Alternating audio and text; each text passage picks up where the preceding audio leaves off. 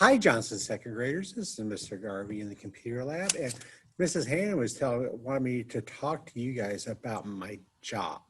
Okay, his job as a teacher. So I have kind of a different kind of job because I believe it or not, when I first started here at Johnson a long, long time ago, this was my job. I was a computer lab teacher, and then I became a classroom teacher. So I was a classroom teacher in second grade and in first grade. And then last year I came back to the computer lab because I love it. This is my favorite place in all of school, in all of Johnson.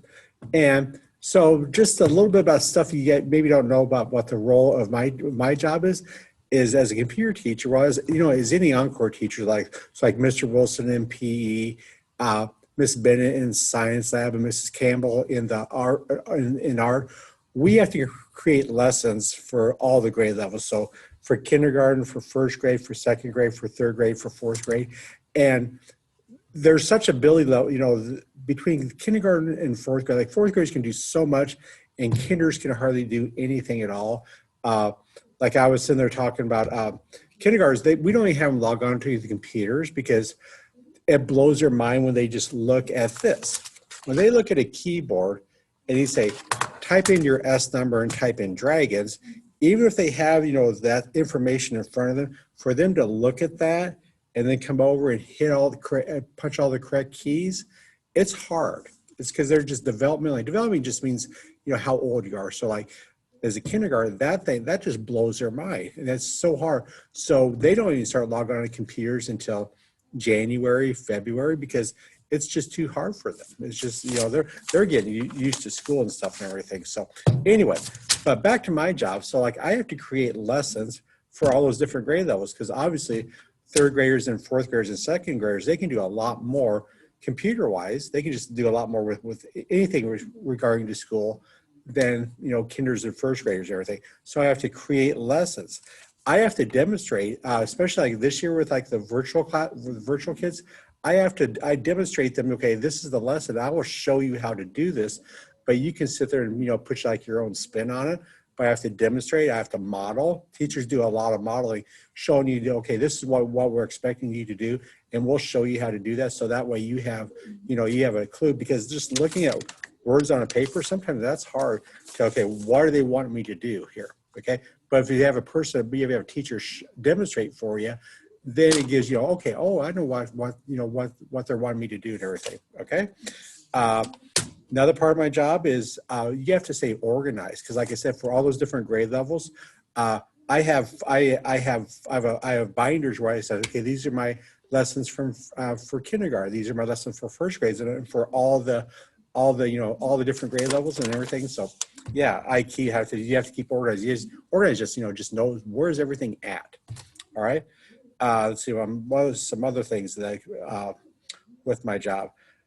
When I explain, this is going to be the lesson, teachers come up with lessons, but we always don't know how it's going to work, in the classroom, because like you'll try something, I'm going to write down paper, this is what I want us to do. But then when you actually put it into practice, when you put it into have the kids do it, you don't know how that's going to work a lot of times. Okay. So you sit there and you look at it and say, okay, did that lesson go well? If it was a good lesson, okay, I'm going to keep that one. I'll use that in the future.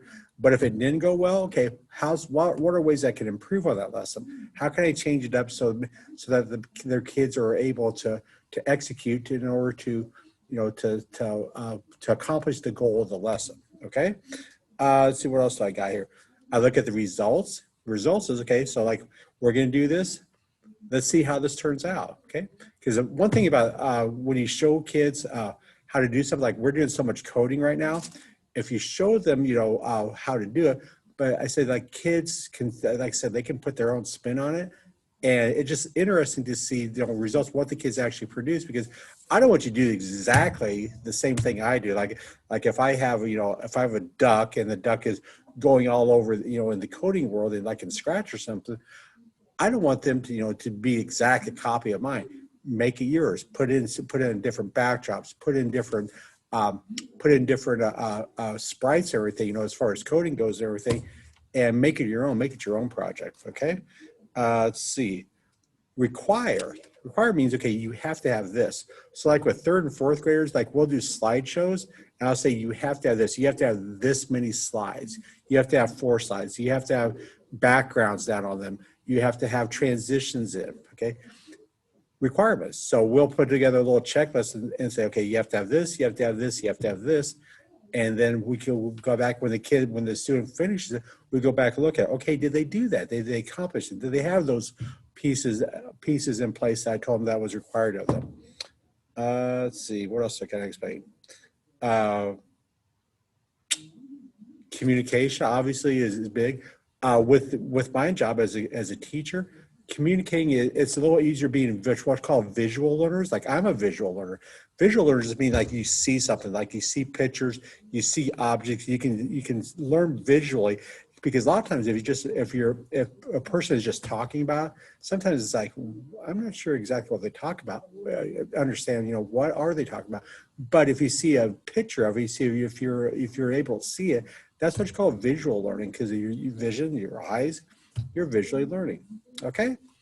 So I hope that helps explain a little bit of my job as a computer teacher here at Johnson. All right.